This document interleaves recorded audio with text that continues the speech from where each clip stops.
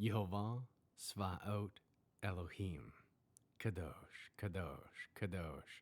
Please fill me and lead me and cover me and stir me with your Ruach HaKodesh, that I may speak your written words with boldness to those who listen. I ask all these things in Yeshua HaMashiach's name. Amen. We'll start with the Shema. Listen and obey. Children of Yehovah, pay careful attention and respond. Yehovah is our power and authority. Yehovah works in unity with himself, and you shall act upon your love to Yehovah with your power and authority, with your thoughts in mind, with your entire body, and with all the muchness that you have. Yod, Hey, Vav, Hey, and behold, Nail, behold. 1 Kings chapter 3. Shlomo formed an alliance with Pharaoh, king of Egypt, by marrying Pharaoh's daughter. He brought her into the city of David, where she lived until he had finished building his own palace, the house of Yehova, and the wall around Jerusalem. The people, however, were still sacrificing on the high places because no house had yet been built for the name of Yehova. Shlomo loved Yehova, living according to the regulations set forth by David his father. Nevertheless, he sacrificed and made offerings on the high places. One time, the king went to Givon to sacrifice there because that was the main high place. Shlomo offered 1,000 burnt offerings on the altar there. At Givon, Yehova appeared to Shlomo in a dream at night. God said, "Tell me, what should I give you?" Shlomo said, "You showed your servant David, my father, such grace. As he lived before you honestly and righteously, having an upright heart with you, you preserved this great grace for him by giving him a son to sit on his throne, as is the case today. So now, Yehovah, my God, you have made your servant king in the place of David, my father, but I am here a mere child. I don't know how to lead. Moreover, your servant is among your people whom you chose, a great people, so numerous that they cannot be counted.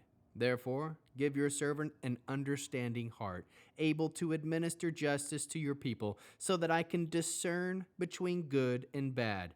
For who is equal to judging this great people of yours?"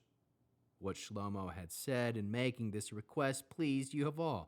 God said to him, "Because you have made this request instead of asking long life or riches for yourself or your enemy's death, but rather asking for yourself understanding to discern justice, I am doing what you requested. I am giving you a wise and understanding heart, so that there has never been anyone like you, nor will there ever again be anyone like you. I am also giving you what you didn't ask for, riches and honor greater than that of any other king throughout your life. More than that, if you will live according to my ways, obeying my laws and mitzvot like your father David, I will give you a long life." Shlomo awoke and found it to be a dream, but he went to Jerusalem, stood before the ark, for the covenant of Yehova had offered up burnt offerings and peace offerings. He also made a feast for all his servants. After this, there came to the king 2 women who were prostitutes. After presenting themselves to him, one of the women said, "My lord, I and this woman live in the same house, and when she was in the house, I gave birth to a baby. 3 days after I gave birth, this woman also gave birth. We were there together. There was no one else with us in the house except the 2 of us. During the night, this woman's child died because she rolled on top of it. So she got up in the middle of the night and took my son from next of me while your servant was sleeping and put it in her arms, and she laid her dead child in my arms. When I woke in the morning to feed my child from my breast, there it was, dead. But when I took a closer look in the morning, why, it wasn't my son at all, not the one I gave birth to." The other woman broke in, "No, the living one is my son, and the dead one is your son." The first one said, "No, the dead one is your son, and the living one is my son." This is how they spoke in the presence of the king. Then the king said, This woman says the living one is my son, your son is the dead one, while the other one says, no, the dead one is your son, and the living one is my son. Bring me a sword, said the king.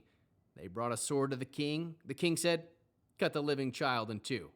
Give half to the one and half to the other. At this, the woman to whom the living child belonged addressed the king because she felt so strongly toward her son. Oh, my lord, give her the living child. You mustn't kill it. But the other one said, it will be neither yours nor mine. Divide it up. Then the king answered, give the living child the first woman. Don't kill it, because she is the mother. All Israel heard of the decision the king had made and held the king in awe, for they saw that God's wisdom was with him, enabling him to render justice properly. How can we learn to love our Creator after reading this awesome third chapter of 1 Kings?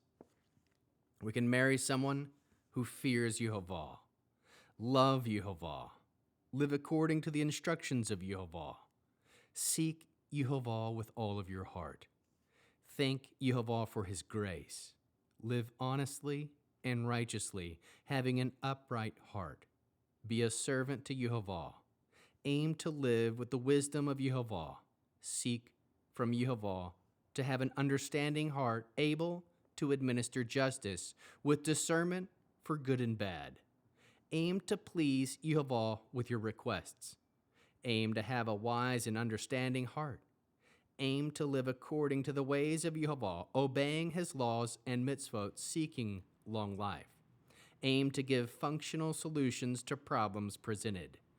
Seek to use the wisdom of Yehova to render justice properly. How can we love others as Yeshua loves us? We can render justice properly using the wisdom of Yehova. Bear one another's burdens. We can aim to fear Yehova, leading with the wisdom of Yehova. Produce spiritual fruit, love, joy, peace, patience, kindness, goodness, faithfulness, humility, and self-control.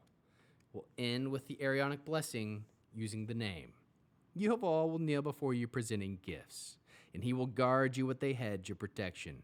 Yehova will illuminate the wholeness of his being toward you, bringing order, and he will provide you with love, sustenance, and friendship. Yehova will lift up the wholeness of his being and look upon you and will set in place all you need to be whole and complete. Shabbat Shalom.